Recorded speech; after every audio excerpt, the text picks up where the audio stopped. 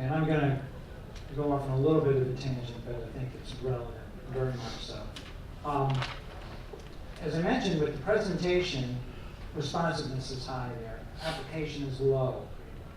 Follow-up questions for me is more about application than almost anything else. This is where I really can find out if the student can apply what they've learned to another kind of situation, whether it's contemporary or otherwise. And so I'm not usually going to ask a question that's strictly within the four corners of the presentation. I'm trying to determine what schools are. Schools going to get a 10, it's because they can apply what they've learned. And I can only find out if they're a 10 if I ask them a question and they can apply it. And so that's what I tend to do. And if I have to ask, if one of the things that's happening, I notice, is that a lot of students want to get in and they want to speak in answer to the question. And frequently, especially on Saturday and Sunday, the judges may only ask one, possibly two questions. That's not always to the advantage of the students. A really strong day, it's going to be more like a conversation than it's going to be like an oral argument. And if two students answer, maybe they say something slightly different, we can go on to the next question, then I can ask a question based on something that they've just said that I haven't planned to ask. That's much more successful than when I'm given very little. And sometimes this happens, there's no alternative. But when I ask a question that the center has put on that sheet as a suggested follow-up, it's a good thing that the center has done this. But it's a bad thing that I have to ask that question. I think many of the judges feel the same way.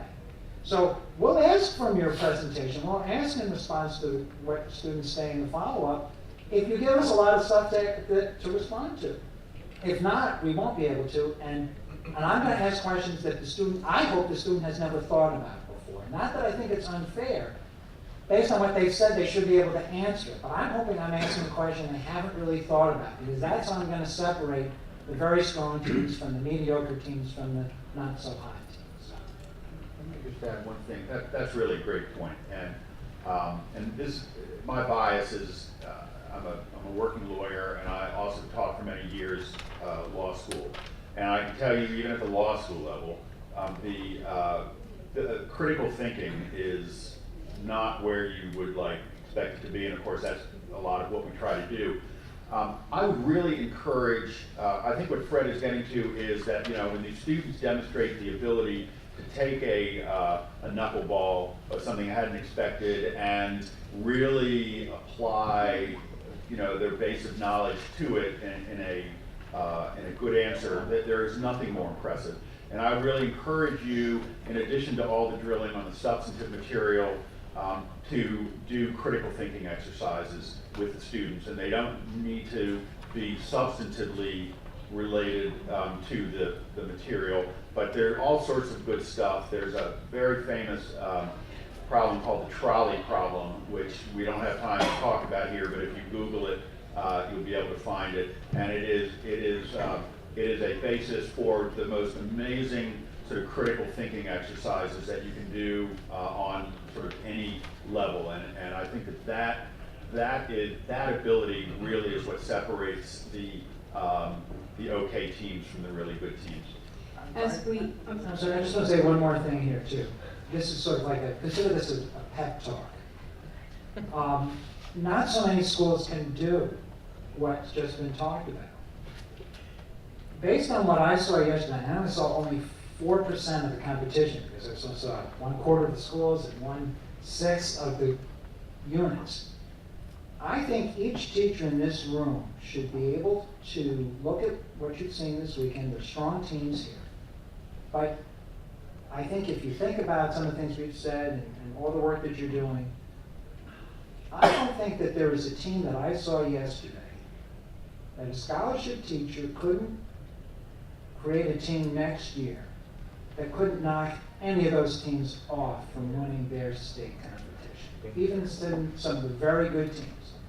It's a difficult task, it's a challenging task, it's a daunting task, but I think, based on, I hear, what kinds of questions you're asking and people I've talked to, quality of the existing program, I think you all should be able to have as a realistic goal that you can win your state competitions next year.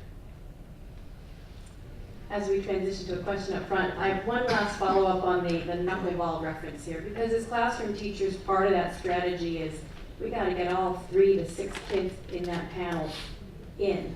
And if you've got one knuckleball hitter, and your panel of judges is throwing nothing but knuckleballs, how do you get all 5, 6 kids in? And how big of a ding is it on that participation criteria, last part? Do you think that's different for you as a very experienced panel of judges and some of our newer judges, that participation category? It's a 1/6 of their score. Well, I just have to say, I think the jurors have some responsibility. If they're watching a knuckleball pitcher, to when it's their turn, they don't throw a knuckleball. Because we have some obligation to create the opportunity to find out what the students know. And it becomes so clear who the knuckleball hitter is, or who the fastball hitter is, or who the spitball hitter is. And occasionally who these strikeout artists And is. just like that. So I think we have some responsibility, and usually the judges will talk about that after a presentation. Hey, we gotta make sure we even this out a little bit. So I'm hoping that we're doing that, but no guarantee. Let's move on. I hope, if you want me to run the microphone, you let me pick the audience participants, please. Sorry, I've got them lined up back here and I'm getting glares because they haven't got their microphone. Give him help, Bob. Everybody ease off Bob. My name is Bill Wingren. I'm from the great state of New Jersey, and I teach 12th graders. This may be a question more for judges on the state level. Just curious as to how familiar you are with, or how aware you are of maybe the histories of certain schools or teachers of schools or programs when you walk in there, meaning the successes of these particular schools, and how do you think that, or does it maybe have an effect on the way that judges approach judging or jury when they go in? There are two answers to that question. The first is that when we are oriented, that we are told to ignore that. The second answer is that, of course, the teams.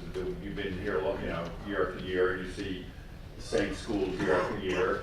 These are familiar to you, but I'm not sure that can hurt as much as it can help, because that can create high expectations, which can easily not be met. So I'm not sure that while we do, see the familiar schools, I don't think it gives them any advantage. When I go into a room, I turn over my score sheet. I draw a line across the top, and that's where I take my notes. Did they answer the first question? Then did they answer the follow-up question? What did they say? And the second bullet point, what did they say? And then I've got lines down here. How did they respond to each of the follow-up questions from the judges? So I'm mapping what they do.